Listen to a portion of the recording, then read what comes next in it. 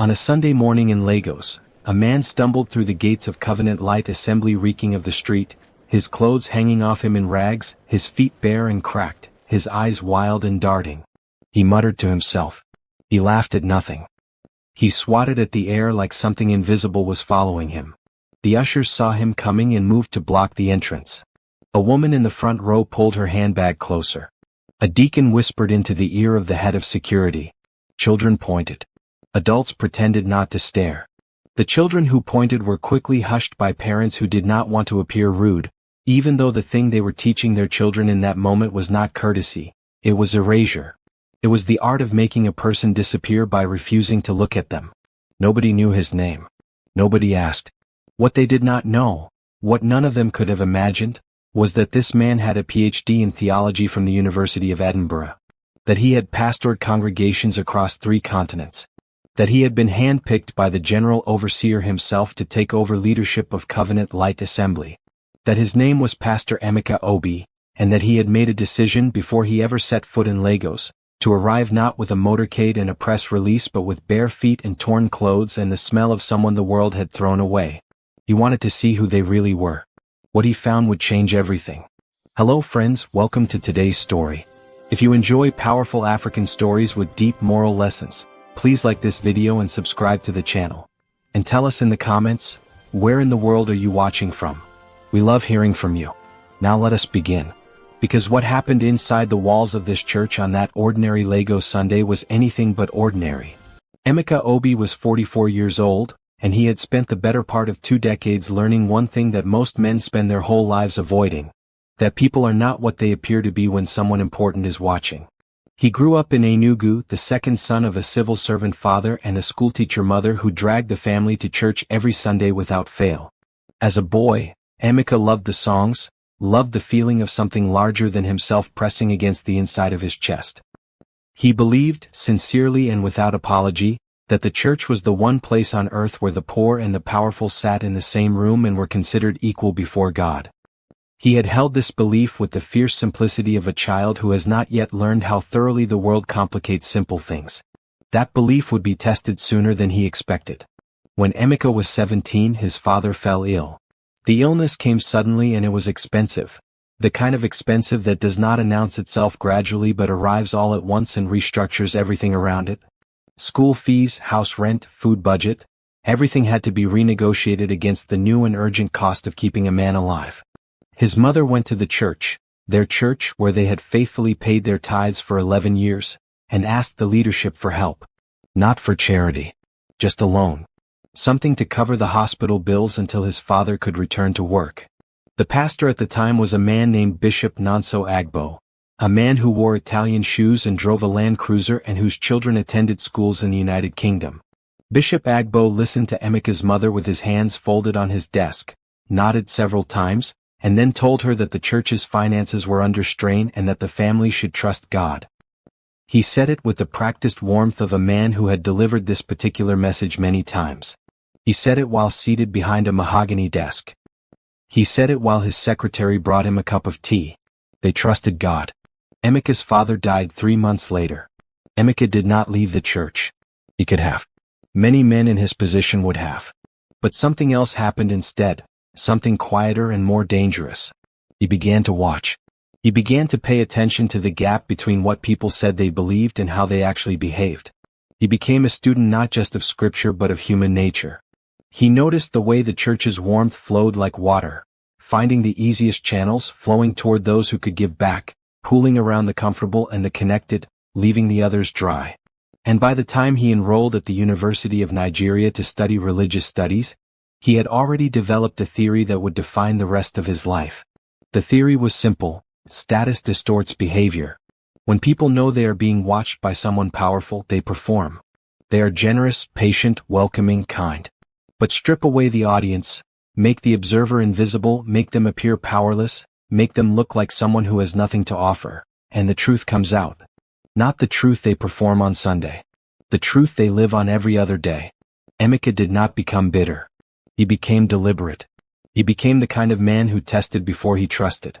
And as he rose through the ranks of ministry, first as a youth pastor in Abuja, then as a senior pastor in Port Harcourt, Then as a conference speaker traveling to London and Houston and Johannesburg, he carried that theory with him like a compass. Every new congregation he joined, he found a way to look first with eyes that no one recognized. The call from General Overseer Peter Briggs came on a Wednesday evening in February. Emeka was in his study in Port Harcourt, working through a sermon series on the book of James, when his phone rang. Peter Briggs was a man of few words and enormous gravity. He did not make small talk. He did not ask how you were doing before getting to the point. He had the quality, rare among leaders, of knowing exactly what he needed to say and saying it without decoration. What he said to Emeka that evening was this: Covenant Light Assembly in Lagos was in trouble. Not financial trouble. Not theological trouble. Trouble of a different kind, the slow, invisible kind that was harder to diagnose and harder to fix. The previous pastor, a beloved man named Reverend Kola Adeyemi, had retired after 22 years of service, and in the 18 months since his departure, something had shifted inside the congregation. Complaints had come in. Stories of visitors being treated coldly. Reports of a culture where status had begun to determine how warmly a person was welcomed. A family that arrived in a luxury car was ushered to the front row. A woman who came alone, poorly dressed, was left standing at the back. One report, which had landed on Peter Briggs's desk and stayed there, concerned a man who had walked into the church on a Sunday morning during the rainy season, soaked from the rain, wearing the clothes of a laborer. He had asked an usher if he could sit down. The usher had told him that the seats near the front were reserved for members and directed him to the standing area at the back. The man had stood in the back, wet and cold, through the entire service. He had never returned. Nobody knew that man's name. Nobody had asked. Peter Briggs said, "I need someone who will not just preach to them. I need someone who will first understand them." Emeka said, "Give me 2 weeks before I announce myself." There was a pause on the line. Then Peter Briggs said, "Do what you need to do." Emeka spent 4 days preparing. He did not buy a costume. He did not hire a makeup artist. What he did was simpler and more thorough. He stopped shaving. He stopped cutting his hair. He sourced clothing from a relief organization in Surulere. A torn polyester shirt, a pair of trousers with a missing belt loop and a torn knee, worn-out slippers that he discarded on the morning he planned to arrive. He found a market in Oshodi where a man sold second-hand shoes and bought a pair so broken down that walking in them for more than an hour was uncomfortable. Then he threw those away too and decided to walk barefoot. He spent 2 days in the neighborhood around Covenant Light Assembly watching. He sat on the road outside the church on a Saturday morning and observed who walked past. He listened to how the uniformed ushers spoke to each other when they thought no one of consequence could hear. He noted which vendors outside the gate were treated with respect and which were dismissed with the wave of a hand.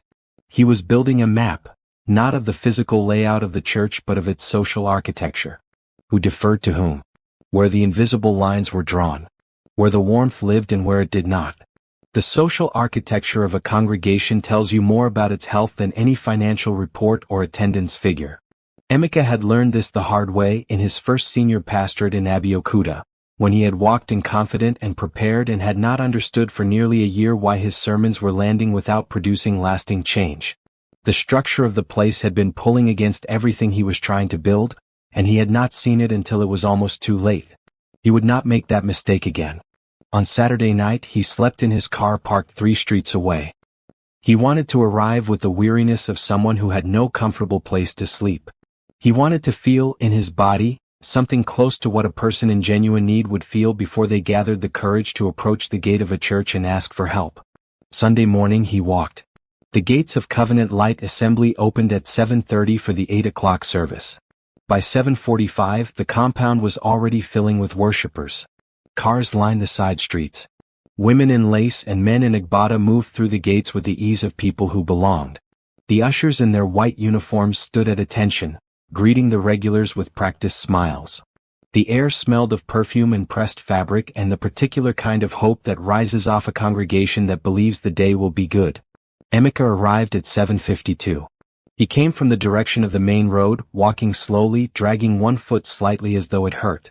His hair was matted. His shirt was torn at the collar. He was talking, not to anyone visible, just talking the way a man talks when the line between inside and outside has become unclear. He had practiced this, not the movements but the quality of attention, the slightly unfocused gaze that made people look away rather than toward, the posture of someone who existed at the edge of the world rather than inside it.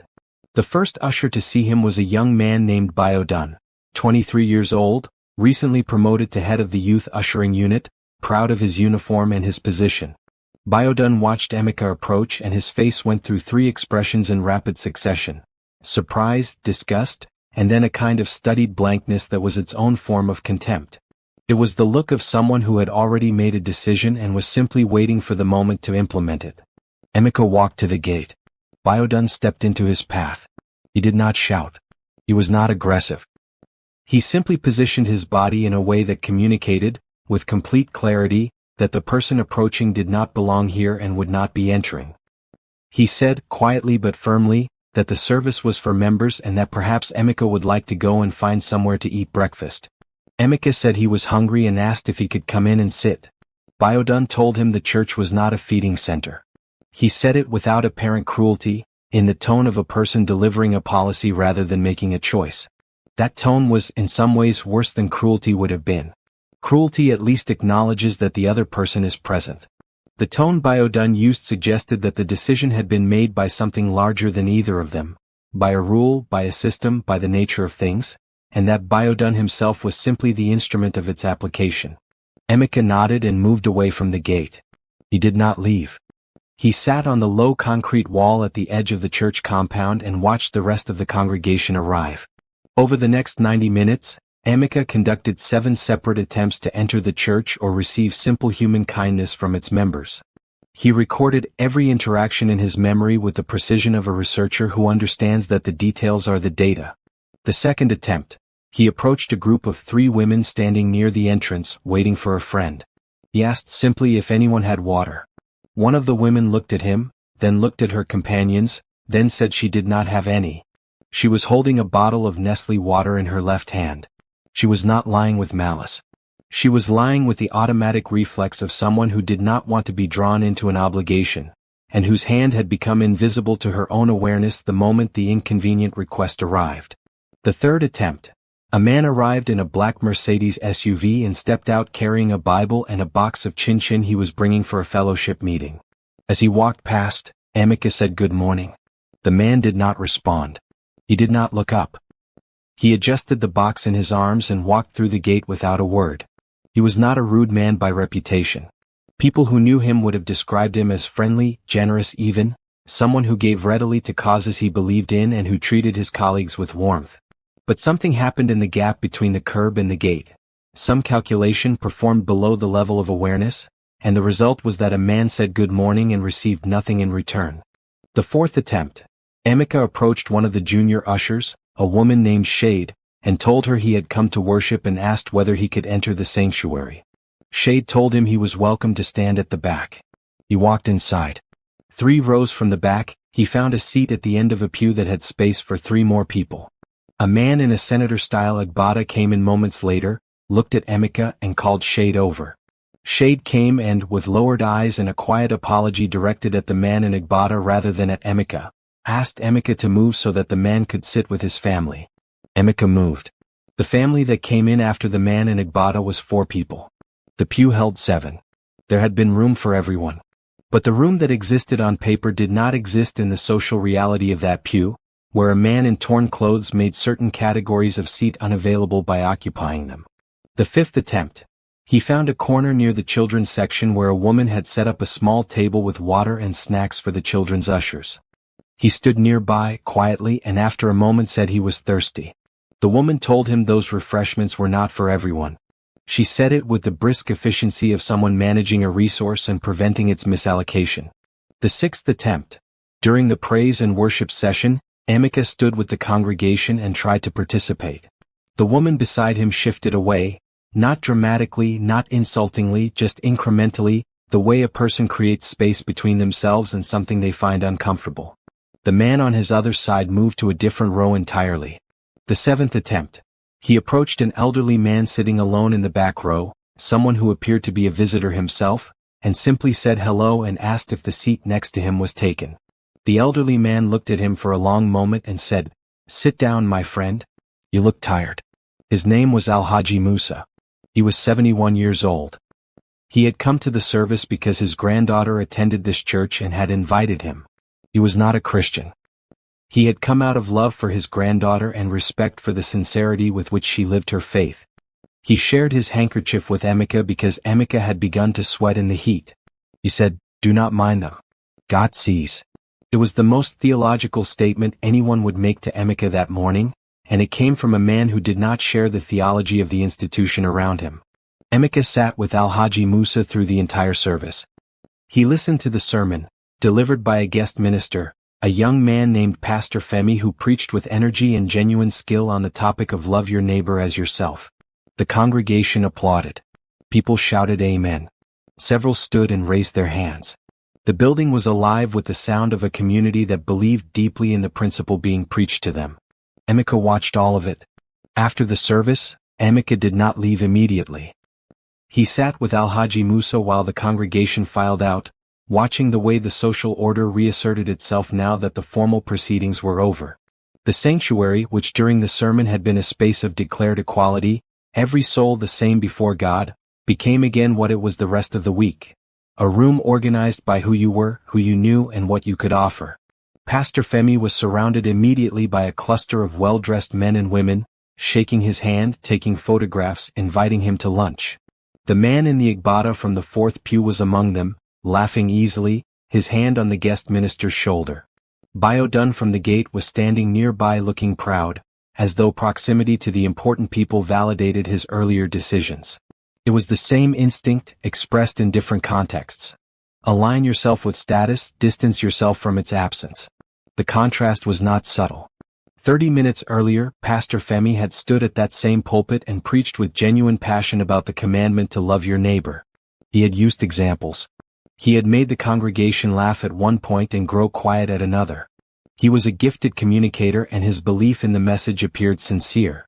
And yet the moment the formal service ended, the invisible architecture of the room reassembled itself with the speed and efficiency of a system that had not actually been disturbed, only temporarily suspended. The sermon had been experienced as a sacred moment. What came after was simply life with its usual rules. Emeka had seen this before. The gap between the declared value and the lived reality. The sermon as a separate compartment, entered and exited, rather than a lens through which all other moments were viewed. He understood it. He did not excuse it. Understanding and excusing were different acts, and he had learned over 20 years of ministry not to confuse them. Alhaji Musa stood to leave and extended his hand to Emeka. He said, "I hope you find what you are looking for." Emeka thanked him. He meant it completely. He sat alone in the emptying church for 20 minutes after that, in the back row where no one had wanted to sit beside him, thinking about everything he had seen. Not with anger. Anger was too simple for what he was feeling.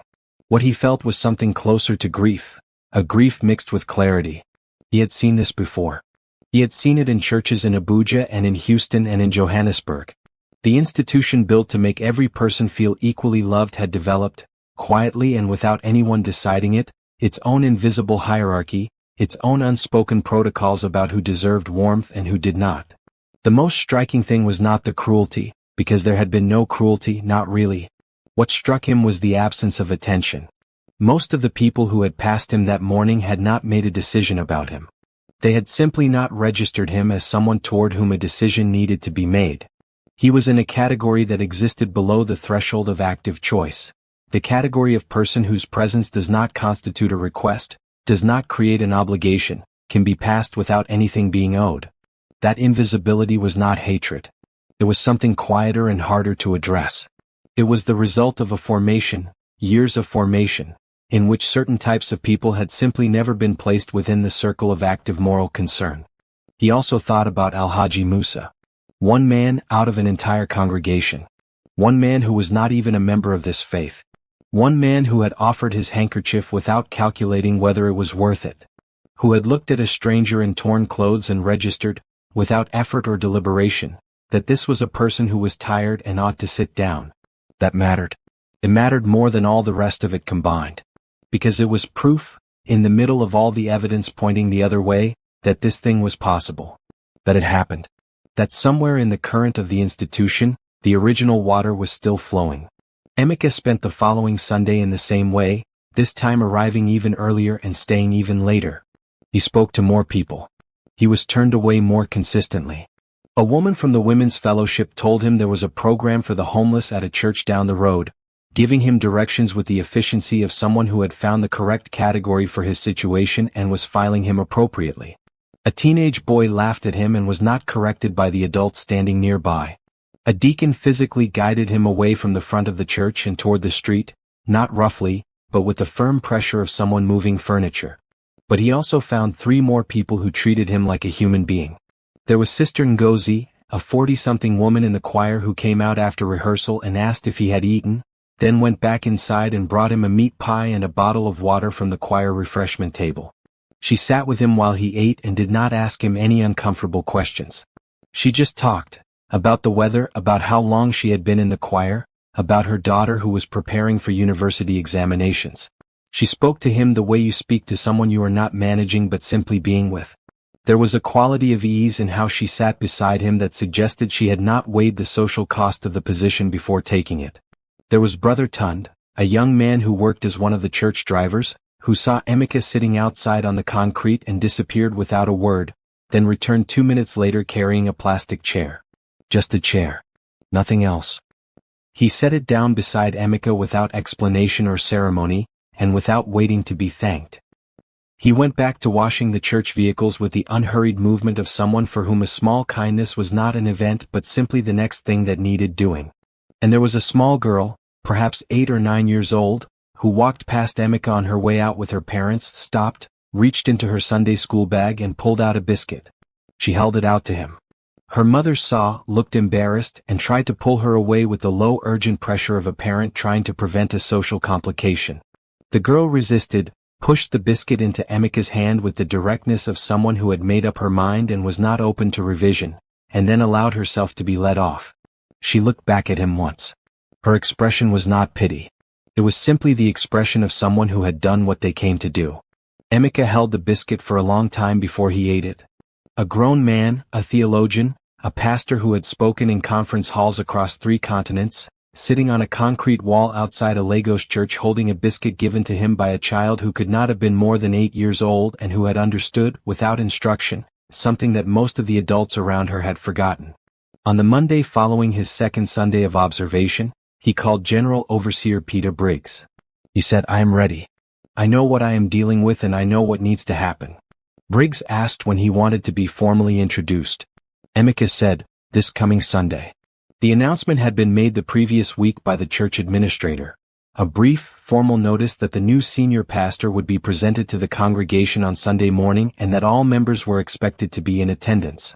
The excitement moved through the congregation the way excitement does in a community that is ready for something to begin, through WhatsApp groups and phone calls, through conversations after the midweek service, through the particular energy of people who had been operating without a leader long enough to feel the absence. People had done research. A photograph of Emeka Obi from a conference in Abuja 3 years earlier had circulated. A photograph of a man in a well-tailored suit standing at a podium with the assured posture of someone who knew exactly what he was doing and was comfortable with the knowing. Comments below the photograph had been warm. "This is our pastor. He looks solid. God is faithful." The congregation had already begun, in their imagination, to receive him. They had formed a picture of who he would be, and the picture was reassuring. What no one had considered was that the man in the photograph and the man who had been sitting on their concrete wall 2 Sundays in a row were the same person. The image of a pastor and the image of a vagrant occupied such completely separate categories in the mind that the possibility of their overlap had not arisen. On Sunday morning, Emeka arrived at 6:15, long before the gates opened. He sat in his car and read for an hour. At 7:15 he got out. He was wearing the same torn shirt, the same bare feet, the same walk. He had one addition. In his pocket was a folded piece of paper. On it were 2 lists. The first list contained the names of every person who had been kind to him across both Sundays. It was short. 6 names including Alhaji Musa. The second list contained descriptions, not names because in most cases he had not been given names, of every person who had turned him away. That list was considerably longer. He was not going to read either list publicly. They were for him. A record. A reminder, in the weeks and months ahead, of the precise distance between where this congregation was and where it needed to go. He walked to the gate. Biodun was there again. This time he did not step into Emeka's path with the energy of someone performing their duty. He was tired, perhaps, or simply had less appetite for the interaction on a morning when he was already thinking about the new pastor's arrival and the importance of the day. He said, with a patience that was its own kind of dismissal, "My friend, you cannot come in today. Today is a special service. Please go." Emeka asked if he could simply stand at the back. Biodun said no. Emeka nodded and walked away from the gate. He went around to the side entrance used by the church staff and technical team. He had the access code. Peter Briggs had given it to him. He entered the building through the back, walked to the room designated for visiting ministers, and closed the door behind him. What he changed into was not a suit. It was a simple, well-ironed white kaftan, the kind worn by a man who respects the occasion but does not need to perform wealth. He cleaned his face. He combed his hair. He put on his glasses. He looked, suddenly and completely, like himself. The transformation was not dramatic in the way that disguise reveals usually are in stories. He did not look like a different person. He looked like the same person, restored to visibility. The church administrator, a compact and efficient woman named Mrs. Adis Chukwu, was waiting for him in the green room. She had been informed of the plan by Peter Briggs and had maintained the confidence for 2 weeks without a word to anyone, which was its own kind of discipline. She looked at him with an expression that was equal parts admiration and concern, the look of someone who understood what was about to happen and was not entirely sure the congregation was ready for it. She said, "Are you sure about this?" Emeka said, "Are they ready?" She said, "They are all seated. 1,143 people." He said, "Then yes, I'm sure." The service began as normal. Praise and worship. Announcements. Offering. The congregation moved through the familiar sequence with the ease of people for whom Sunday had a reliable shape. Then the general overseer's representative, a senior minister who had flown in from Abuja, stood at the podium and began the formal introduction. He spoke about Emeka's credentials, the doctorate from Edinburgh, the pastoral record spanning 18 years, the conference appearances in 3 continents, the leadership philosophy. The congregation listened with the attentive respect they gave to anything that arrived with impressive documentation. Heads nodded. People smiled at each other. This was the pastor they had hoped for. Then Emeka walked onto the platform. There was applause. Warm, genuine, welcoming applause. People stood. Women ululated. Men nodded with the satisfied expressions of people who had received what they were hoping for. He looked like a pastor. He carried himself like a pastor. He was exactly what they had imagined. Emeka stood at the podium and let the applause settle. He let it settle longer than was comfortable. He stood in the silence for a moment after the last clap had died, and looked out at the congregation, and something in his face, some quality of stillness, of purpose, caused people who were already settling back into their seats to sit up slightly straighter. He said, "Thank you. I am glad to be here. I want to tell you a story." The congregation settled into the comfortable listening posture of people who expected a sermon illustration, something brief and illustrative before the main message. Emeka reached into the pocket of his kaftan and unfolded a piece of paper. He said, "For the past 2 Sundays I have been here. I have been among you. And I want you to know that I am not the man you think you are meeting for the first time this morning." A silence began to descend. Slow and total. The kind of silence that happens when a room of over 1,000 people all understand simultaneously that something significant is occurring. He said, 2 Sundays ago, I arrived at these gates at 7:52 in the morning. I was wearing torn clothes. My feet were bare. I was talking to myself. I wanted to come inside and worship. I was stopped at the gate. I was told this was not a feeding center. I was moved from a seat to make room for a man whose clothes were more expensive than mine.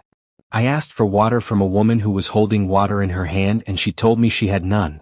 Not a cough. Not a shift of weight. The silence in the room was absolute in the way that silence becomes physical, something you could touch. He said, "Last Sunday I came back. I was guided away from the front entrance by a deacon who did not ask my name. A teenager laughed at me and the adult standing beside him said nothing. I sat outside on concrete for 40 minutes. He paused. He looked out across the 1,143 people. He said, "And I also received a meat pie from a woman in the choir who did not know me and asked nothing in return. I received a chair from a young man who thought I was tired and wanted me to be more comfortable. I received a biscuit from a child who had to resist her own mother to give it to me. He said, and I sat, both Sundays, beside a man named Alhaji Musa who is not a member of this church and does not share our faith and who treated me with more dignity than almost everyone else I encountered inside these walls. The first sound to break the silence was a woman crying. Then another. Then the thick, uncomfortable sound of a large group of people confronting something they cannot unknow, cannot reframe, cannot explain away. Emeka did not raise his voice. He did not point fingers. He held the piece of paper in his hand, but he did not read names from it, not publicly, not in that moment. That was not the point. The point was not humiliation. The point was clarity, and clarity requires a particular quality of stillness that anger destroys. He said, I am not here to conduct a trial. I am not here to shame anyone. I am here because the man who sent me told me this congregation had forgotten something, and I needed to come and see for myself whether that was true. He said, it is true. He said, we have built something beautiful here. The building is beautiful. The music is powerful. The preaching is skilled. The administration is professional. But a church is not measured by the quality of its sound system or the cut of its ushers' uniforms. A church is measured by what happens when someone arrives who appears to have nothing. By whether the response of the people inside is the same whether that person is arriving in a Mercedes or arriving on foot with torn clothes and bare feet. He said, the question we must ask ourselves, and I include myself in this question because I am not standing here as someone who has never failed this test, is not whether we believe in love. Every person in this room believes in love. The question is whether we practice it when there is no applause, when no one is watching, when the person in front of us cannot improve our circumstances in any way. He said, I have been a pastor for 18 years. I have sat in more churches than I can count. I have seen this pattern in wealthy congregations and in poor ones, in small chapels and in megachurches with 10,000 members. The pattern is not unique to Lagos or to Nigeria or to any particular denomination or tradition. The pattern is human. It is what happens when an institution that was built on radical welcome loses contact with the radical part and keeps only the welcome, the performance of welcome, the language of welcome, the banner above the door that says every soul matters, without the daily practice that makes those words mean anything. He said, the beggar at the gate is the test. The ragged stranger is the examination. And for the past 2 Sundays, this congregation has been sitting in examination it did not know it was taking. Another long pause. He let the silence work. He said, some of you passed. I want you to know that. Some of you passed with a grace that moved me deeply. And those of you who did not pass, I want you to understand that this is not a condemnation. It is an invitation. An invitation to examine the distance between what we say we believe on Sunday morning and how we actually treat the people the world has decided are not worth treating well. The distance between those two things is the work.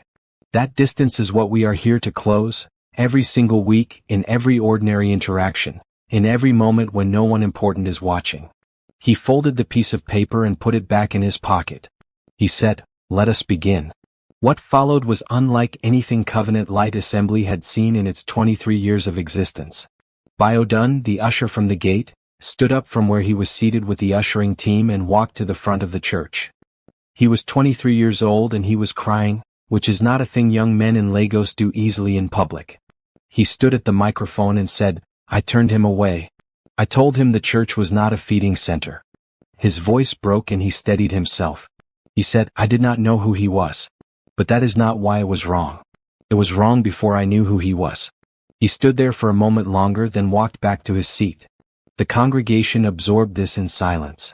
Then the woman who had held the water bottle, her name was Mrs. Falisaid Coker, and she sang in the choir and taught the women's Bible study on Thursday mornings, stood up and said, I lied to a man who was thirsty. I had water in my hand and I said I had none. She did not elaborate.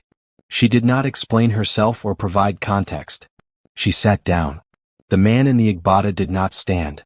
But his wife, sitting beside him, reached over and took his hand and held it, and he let her, and in the way he let her, without resistance, without pride, something was communicated that the whole room felt. Sister Ngozi, who had brought Emeka a meat pie, did not stand. She sat in the choir section with her hands clasped in her lap and her eyes closed and her expression one of private prayer, removed from the public theater of the moment, attending to something interior. Brother Tund was standing at the side of the hall near the technical booth. When several people near him pointed him out as one of those who had been kind, he shook his head slowly as if to say, it was just a chair. He looked genuinely uncomfortable with the recognition, not falsely modest, but authentically confused by the idea that bringing someone a chair was remarkable enough to be mentioned in a room of over 1,000 people. The small girl was not present at this service. But her mother was. And she would tell her daughter what had happened when she got home. The girl's response, according to what the mother later shared, was, "I hope the pastor liked the biscuit." After the service, Emeka asked Mrs. Adis Chukwu to find Alhaji Musa's granddaughter, a young woman named Amina who was a regular member of the congregation. She found her near the exit, confused and moved like everyone else. Emeka introduced himself to Amina properly and told her he had sat with her grandfather for 2 Sundays. He said, "He is a remarkable man." Amina said she knew. She said her grandfather had called her after the first Sunday and told her he had met a strange man at her church and liked him. He had said, "That man is searching for something. I hope he finds it." Emeka asked if he could visit Alhaji Musa. Amina said her grandfather would like that very much. 2 days later, Emeka sat in Alhaji Musa's front room in Surulere and drank tea, and they talked for 3 hours. They talked about faith and about the gap between principle and practice. They talked about what it meant to see a person clearly, not past them, not through them, but to actually see them, to register them as a full human presence rather than a category to be managed. Alhaji Musa said he had learned that from his own tradition, that in the Quran there is a concept of the traveler who arrives and must be received, because the traveler is a test sent by God. He said, "Every tradition says the same thing in a different language. We just forget." Emeka said, "Yes, we forget." They finished their tea. Alhaji Musa walked him to the gate. He said, "You did a difficult thing. But it was a necessary thing." Emeka said, "I hope it helps." Alhaji Musa said, "It will help those who let it help them. The others," he paused, "they will explain it away. That is the nature of people." In the weeks that followed, Covenant Light Assembly went through a process that was difficult and revealing and ultimately necessary. Emeka established a pastoral welcome team, not the ushering unit, but a separate group whose sole responsibility was to greet every single person who entered the compound with the same quality of warmth, regardless of how they were dressed, what they drove, or who they were connected to. The team was led by Sister Ngozi, who accepted the role with the quiet seriousness of someone who understood exactly what it required and had no interest in performing it for an audience. He restructured the ushering training entirely, to include what he called a dignity protocol, a set of principles grounded in the simple idea that every person who walks through the gate of a house of worship carries the same fundamental worth. He told the ushers, "Your job is not crowd management. Your job is to make every person who walks through those gates feel that they were expected, that the place is better because they arrived." He established a community meal program, held every Saturday morning, run out of the church kitchen. It was not a program for the homeless. He was explicit about this because he had seen what happened when charity was organized around categories rather than community. It was a program for anyone who wanted to come and eat and be in the same room as other human beings. Members were encouraged to attend the same way any visitor was. Within a month, the Saturday program was drawing people from across the neighborhood. A tailor, a retired teacher, a young woman who worked nights and had nowhere to be on Saturday mornings and no one to be with. 2 of the regular attendees had become part of the church community by the end of the 2nd month. He kept in touch with Alhaji Musa. Not because it was useful or strategic or because it made a good story. Because Alhaji Musa was a wise man who had looked at a stranger in dust-stained clothes and seen a person, and that quality of sight was something Emeka wanted to stay close to. The story of Biodun deserves its own moment, because it is the story of what happens after the revelation. In the harder, quieter days when the emotion has settled and a person must decide what to do with what they have learned about themselves. After his public acknowledgement, Biodun went through a period he would later describe as the most uncomfortable weeks of his life. He had spent a long time being proud of his position at the gate. He had used the uniform, the authority of the post, the visible importance of the role, as a measure of his own worth. The revelation stripped that away, and what was left when the pride was gone was a young man who was not entirely sure what he believed or why. He came to Emeka's office one evening and sat across the desk and said, "I don't know if I am a good person." Emeka said, "Welcome. Most people never get to that question." Biodun asked, "What do I do with it?" Emeka said, "You stay in the question. You do not rush to answer it. The question is doing work in you right now. Let it work." Biodun remained in the ushering unit at his own insistence. He said he wanted to practice doing the thing he had failed to do, in the place where he had failed to do it. He became one of the most attentive members of the welcome team. He did not tell people his history. He simply showed up every Sunday and treated every person who arrived at that gate as though their arrival was expected and their presence was wanted. 6 months after the reveal Sunday, Emeka received a letter from a first-time visitor, a woman from Ikorodu who had come alone, nervous, not knowing anyone. She wrote that a young man at the gate had greeted her so warmly that she had begun to cry before she even entered the building.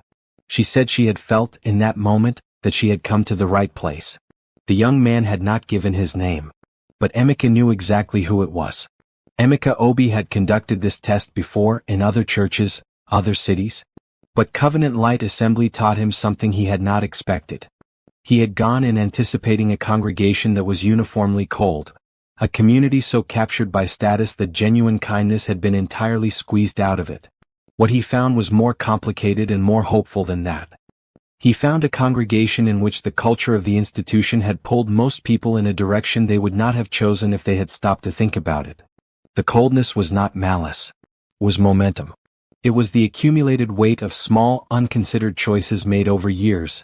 The usher who learned that well-dressed people received better service and adapted accordingly, the deaconess who had been told that the front rows were for regular donors and had internalized this as natural and correct, the individual member who had absorbed without questioning the unspoken social hierarchy of the community they called home. None of them were villains. They were people who had stopped asking questions. And this is the thing about institutions: they do not require villains to go wrong. They only require the gradual, unremarkable accumulation of unexamined habits. A culture does not collapse from a single act of cruelty. It erodes through 1,000 small choices to look away, to follow the path of least friction, to accept the way things are because the way things are is easier than asking whether they ought to be different. The man who told Emeka the church was not a feeding center was not a cruel man. He was a young man who had learned, from the environment around him, what kind of presence was welcome and what kind was not, and he had applied that learning without hesitation because nothing in his formation had equipped him to question it. And amid that momentum, pushing against it, quietly, without anyone organizing them or rewarding them, were the ones who had given meat pies and chairs and biscuits and handkerchiefs, who had kept asking the right question without being taught to, who had understood, without instruction, that a man sitting on concrete in torn clothes was still a man who deserved to be comfortable. These people had not been formed differently by the institution. They had simply refused, in their particular way, to let the institution be the final word on how they behaved. Something in them, call it upbringing, call it temperament, call it grace, had remained connected to a source of instruction older and more demanding than the social norms of a particular congregation. Emeka thought, this is always the way. In every congregation, in every community, there are those who drift with the current and those who push against it without knowing they are pushing. The work of leadership is not to shame the ones who are drifting. It is to change the direction of the current, to restructure the environment so that the path of least friction runs toward kindness rather than away from it, to make it easier to stop and offer the chair than to walk past without stopping, to build, deliberately and consistently, the conditions in which ordinary people can act as well as they already want to act, if only the obstacles are removed. That was what Emeka had come to Covenant Light Assembly to do. Not to find the heroes and promote them. Not to find the failures and correct them. To change the water. To alter, by degrees, the invisible architecture of a community so that the next person who arrived at those gates in bare feet and torn clothes would not need to depend on the private conscience of 6 individuals to receive a basic acknowledgement that they were human and therefore welcome. The banner above the entrance still read, "Where every soul matters." It had faded at the edges. But the words were still visible. And for the first time in a long time, the people walking past it were actually thinking about what they meant. There is a question that this story asks, and it is not a comfortable one.